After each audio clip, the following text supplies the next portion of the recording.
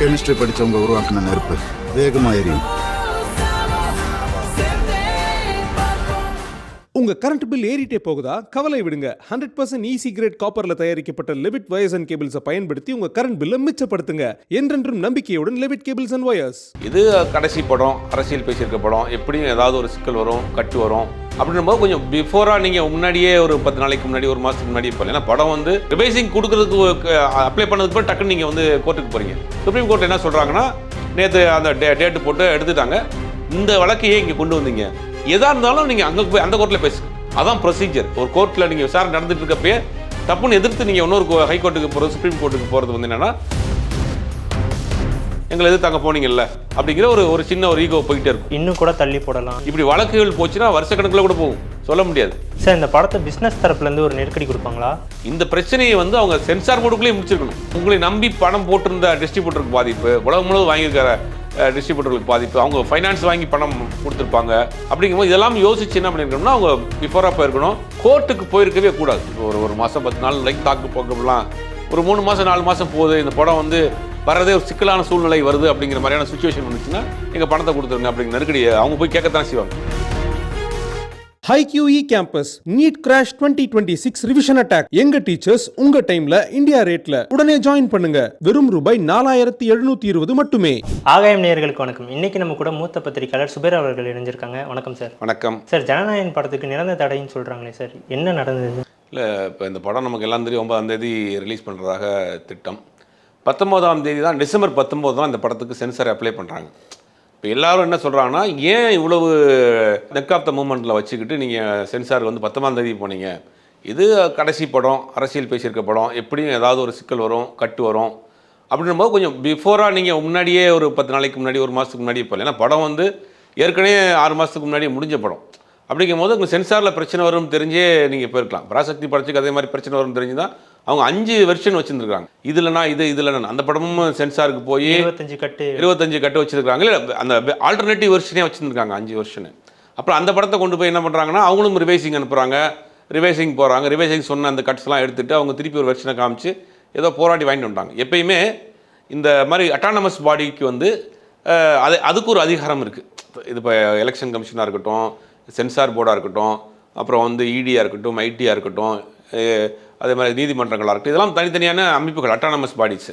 இதுக்குன்னு ஒரு சிறப்பு அமைப்புகள் இருக்குது. உதாரணத்துக்கு நம்ம ஒரு கோர்ட்டில் போகிறோம், ஒரு டிஸ்ட்ரிக்ட் கோர்ட்டில் போகிறோம், அது டிஸ்ட்ரிக்ட் கோர்ட்டை எடுத்து நம்ம வந்து சிட்டி சிவில் கோர்ட்டுக்கு போவோம், சிட்டி சிவில் கோர்ட் எடுத்து ஹை கோர்ட்டுக்கு போவோம், ஹை கோர்ட்டை எதிர்த்து நம்ம கொடுக்குற தீர்ப்பு அடுத்து நம்ம வந்து இதுக்கு போவோம்.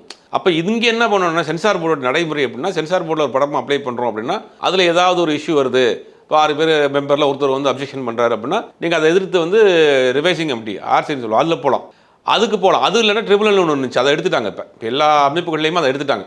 இப்போ ட்ரிபுனலில் போய் அதுலேயும் உங்களுக்கு ஒரு நியாயம் கிடைக்கல அப்படின்னா தான் நீங்கள் வந்து அடுத்து கோர்ட்டுக்கு போகணும். நீங்கள் வந்து ட்ரிபுனலுக்கு இது ரிவைசிங் கொடுக்குறதுக்கு அப்ளை பண்ணதுக்கு போய் டக்குன்னு நீங்கள் வந்து கோர்ட்டுக்கு போகிறீங்க.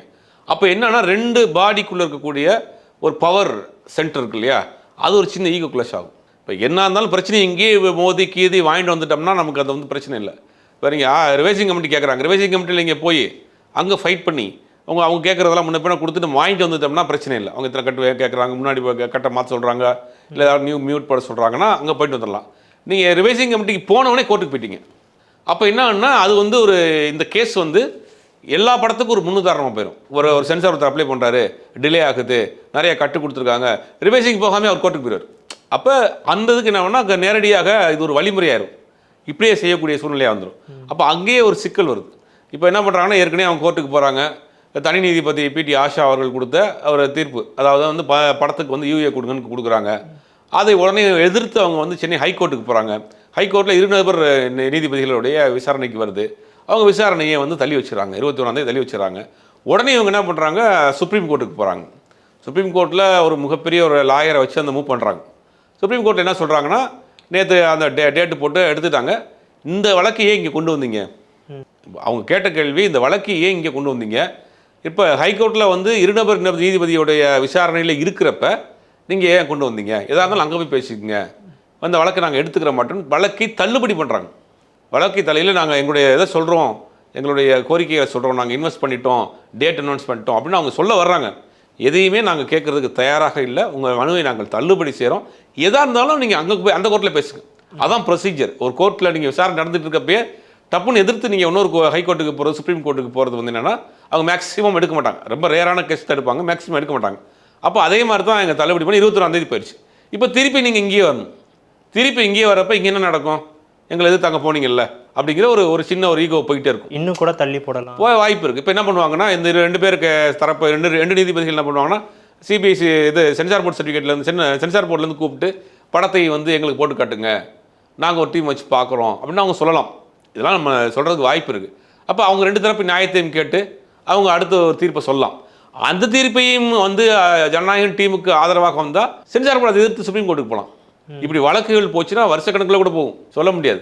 அப்போ இதை வந்து அவங்க வந்து சரியாக ஹேண்டில் பண்ணலைங்கிறதான் பார்க்க வேண்டியதாக இருக்குது. இந்த பிரச்சனையை வந்து அவங்க சென்சார் போர்டுக்குள்ளேயே முடிச்சிருக்கணும்.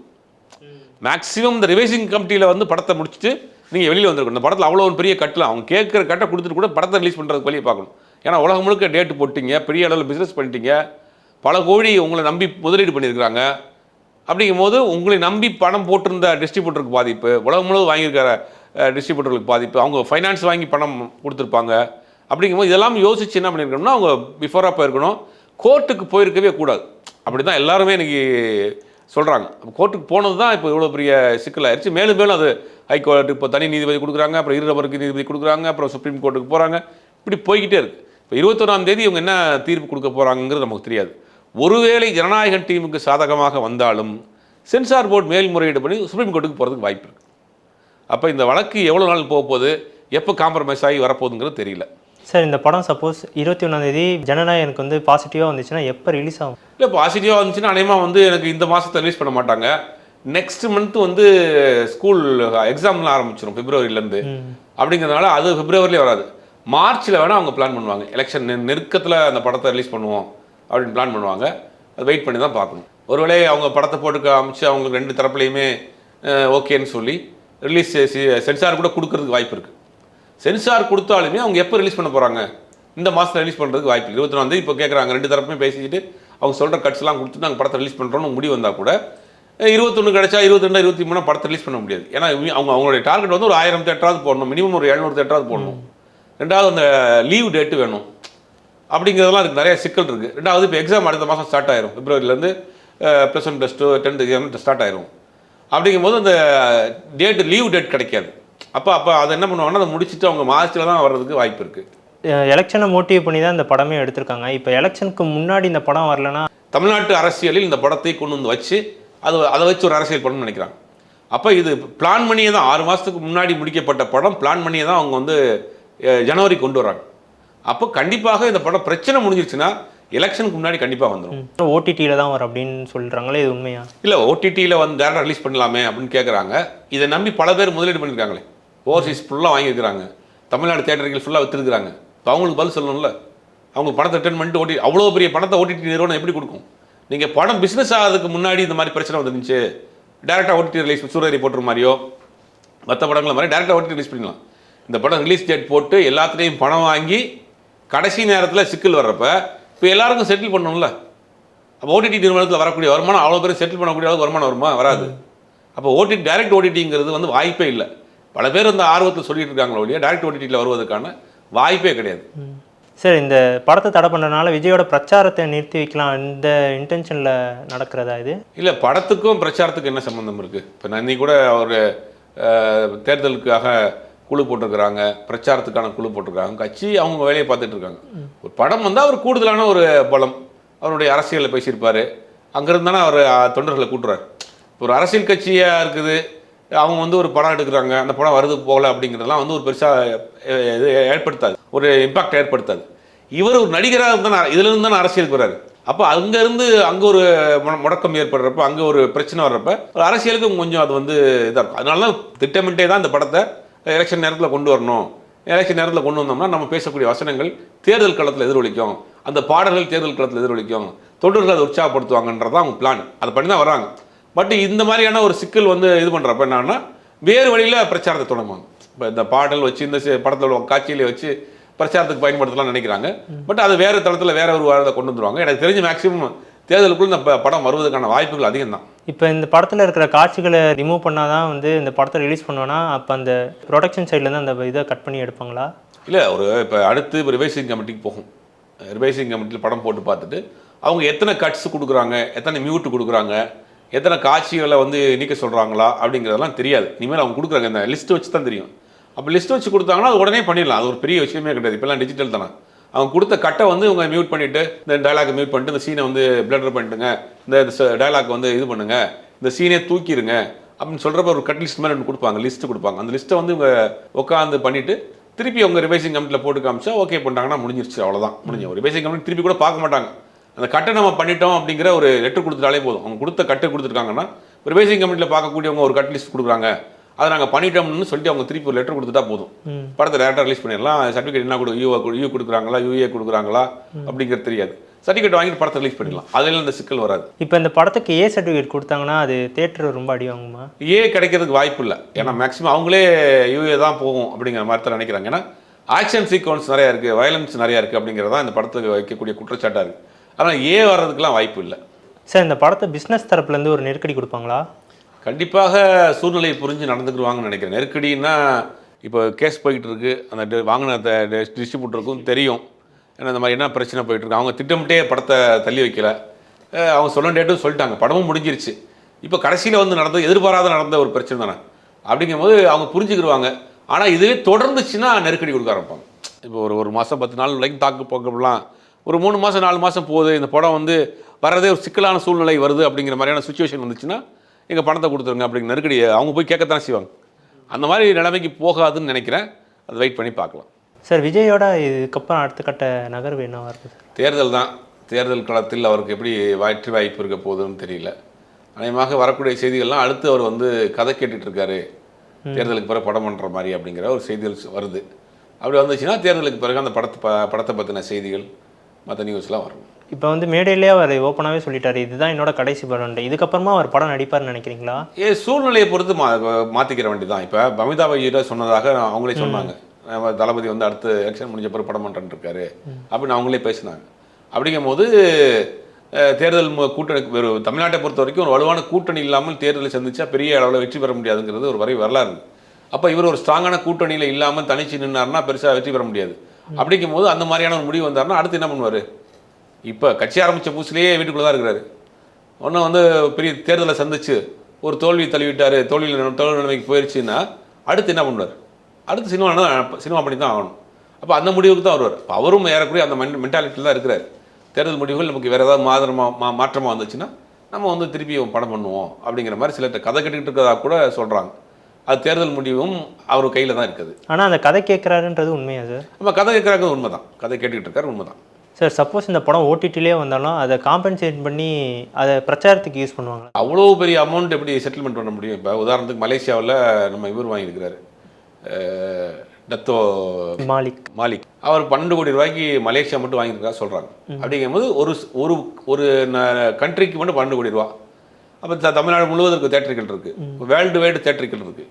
இவ்வளோ பணத்தை செலவு பண்ணி இவ்வளோ பணத்தை கொடுத்துட்டு அப்புறம் அப்படி நீங்கள் ஓடிடி ரிலீஸ் பண்ணுறதா இருந்தால் இவங்களுக்குலாம் பணம் செட்டில் பண்ணணும் கண்டிப்பாக. ஏன்னா வந்து அடுத்து அவங்க வாங்கினவங்களுக்கு என்ன பண்ணணும்? ரீஃபண்ட் பண்ணணும்ல. சரி, அவங்க எங்களுக்கு வந்து இன்ட்ரெஸ்ட் கூட வேணாம், கொடுத்த பணத்தையாக கொடுக்கணும்னு கேட்பாங்கல்ல. எனக்கு தெரிஞ்சு இப்போ கிட்டத்தட்ட 300 கோடி ரூபா வரைக்கும் பிஸ்னஸ் பண்ணியிருக்கா சொல்கிறாங்க. அப்படிங்கும் போது இது வந்து எப்படி கொடுத்து செட்டில் பண்ணிட்டு ஒரு ஓடிடி ரிலீஸ் பண்ணுறதுக்காக 300 கோடி எப்படி கொடுப்பாங்க? பெரிய அளவில் வாங்கியிருந்தா கூட அதை செட்டில் பண்ணணும். யார் செட்டில் பண்ணுவா? இப்போ ப்ரொடியூசர் சேர்த்தரப்பில் பண்ணுவாரா?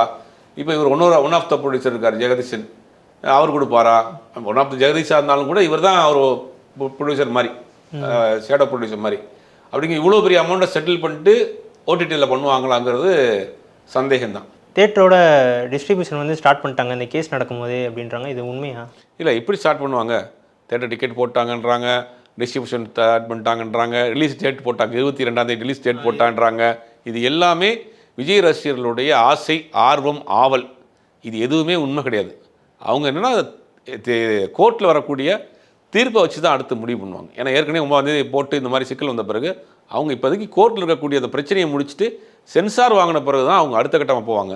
இப்போ சமூக வலைதளங்களில் வர்றது எல்லாமே அவங்களுடைய ஆசைகளை அங்கே போட்டுட்டு இருக்காங்க ஒழிய இது எதுவுமே உண்மை கிடையாது. மங்காத்தாவும் ஜனநாயகனும் அவங்களுடைய ஆசை. மங்காத்தா ரீரிலீஸ் பண்ண போகிறாங்க, ஜனநாயகம் 24ஆம் தேதிக்குள்ள வந்துடும், 24, 25 2 பேரும் தலையும் தளபதி மோத போகிறாங்க அப்படிங்கிற மாதிரி சோஷியல் மீடியாவில் ஒரு போட்டுட்டு இருக்காங்க. அது எதுவுமே உண்மை கிடையாது. மங்காத்தா ரீரிலீஸ் பண்ணுறாங்க, அதுக்குண்டான ஏற்பாடுகள் நடந்துட்டு இருக்க ஒழிய மற்றபடி இந்த படம் வந்து அந்த டேட் வந்ததுக்கு பிறகு தான் இவங்க கோர்ட்லேருந்து பிரச்சனை முடிஞ்சதுக்கு பிறகு தான் அவங்க டேட்டை ஃபிக்ஸ் பண்ணுவாங்க. மற்ற அது வரைக்கும் வரக்கூடிய தகவல் எல்லாமே வதந்திகள் தான். உங்கள் நேரத்துக்கும் தகவலுக்கு ரொம்ப நன்றி சார். கெமிஸ்ட்ரி படித்தவங்க உருவாக்கின நெருப்பு வேகமாக எரியும். உங்க கரண்ட் பில் ஏறிட்டே போகுதா? கவலை விடுங்க. 100% ஈஸி கிரேட் காப்பர்ல தயாரிக்கப்பட்ட லெவிட் வயர்ஸ் அண்ட் கேபிள்ஸை பயன்படுத்தி உங்க கரண்ட் பில்லை மிச்சப்படுத்துங்க. என்றென்றும் நம்பிக்கையுடன் Levit cables and wires. HiQE campus NEET crash 2026 revision attack. எங்க டீச்சர்ஸ் உங்க டைம்ல இந்தியா ரேட்ல. உடனே ஜாயின் பண்ணுங்க. வெறும் ரூபாய் 4720 மட்டுமே.